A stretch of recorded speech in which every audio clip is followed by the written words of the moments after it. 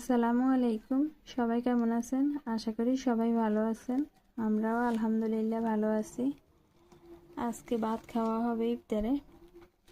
ভাত দিয়ে ইফতার করা হবে। আজকে কোনো ভাজা পোড়া নাই, সব হচ্ছে সিম্পল তরকারি দিয়ে ভাত খাওয়া হবে। এখানে হচ্ছে খেজুর,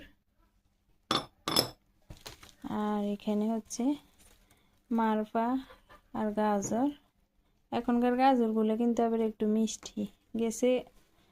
সপ্তাহ বা তারও আগের সপ্তাহের যে গাজরগুলো নিয়ে আসছি ওইগুলো থেকে এই সপ্তাহের গাজরগুলো অনেক মিষ্টি। এখন মনে হয় অনেকটা বাতি হয়েছে, তার জন্য মনে হয় মিষ্টি লেগে, জানি না। যাই হোক, খাইতে কিন্তু ভালোই লাগে। আর এখানে হচ্ছে মালটা, এখানে হচ্ছে সিম দিয়ে আলু দিয়ে মাছ দিয়ে রান্না করছিল। আর এই যে প্রতিদিনের মতো এখানে শরবত বানানো হয়েছে। তোকমাই, বসি, স্যালাইন, ট্যাঙ্ক সব কিছু দিয়ে শরবত বানানো হয়েছে।